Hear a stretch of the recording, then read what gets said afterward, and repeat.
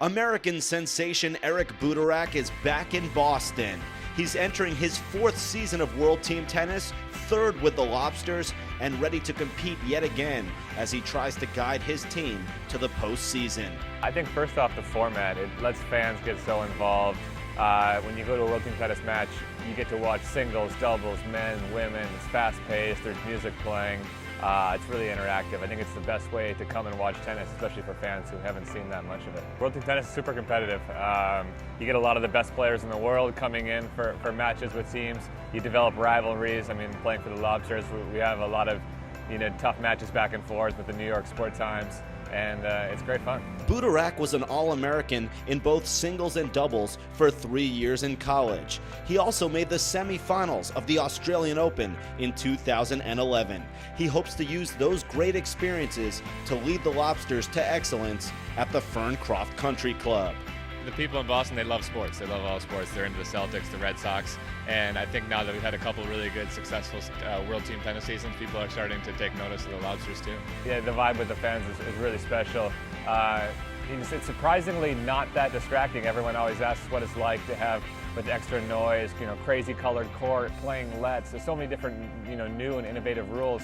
But you actually can play surprisingly great tennis because I think you're on such a rush from all the excitement and all the thrill of having the fans there.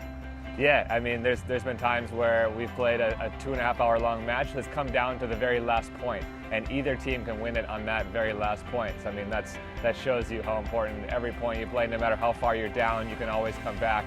It's really a great format. Butorac is one of the most inspirational stories in competitive tennis. He played for Division III Gustavus Adolphus College. Many people thought he would never take his game past the NCAA level, but he's proven many people wrong and is now a top doubles player on the tour with 13 titles to his resume and 18 career finals appearances. Just make sure you enjoy it. I mean, you never really know how far you're going to get. When I first went on the tour, I just thought, I'm going to give it my best. I'm going to keep playing until I feel like I've reached, my top level. And here I am, 9 years later on the Pro Tour, still working hard, still doing my best, and really trying to embrace and enjoy every second of it. And there's no question, this star on the double circuit will help Boston shine in the WTT season. Well, it's a short season, so you're only with your team for 3 weeks, but the fact that you're traveling almost every day, flying in airports, on very limited amounts of sleep sometimes, you actually get very close to your teammates because you spend so much time with them over the shortened season.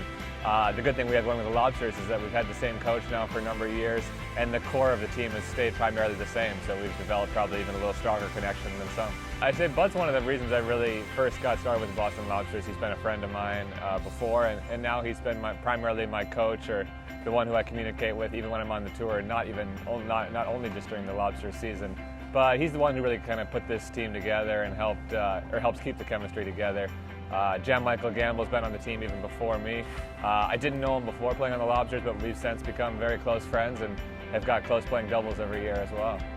And Eric Butorac appreciates the opportunity to compete in a league which was co-founded by one of his dearest friends and tennis legends, Billie Jean King. Billie Jean, yeah, it's tough to do it in a couple sentences, but I mean, she's done so much to transform the whole game of tennis. What she's doing here with World TeamTennis to try to bring in more fans by changing the format, making it shorter, more exciting, more fan interactive, is really something that I think we need to do more of on the ATP and WTA tour. So I think setting this example that she's doing now is hopefully going to really lead the game of tennis for the future.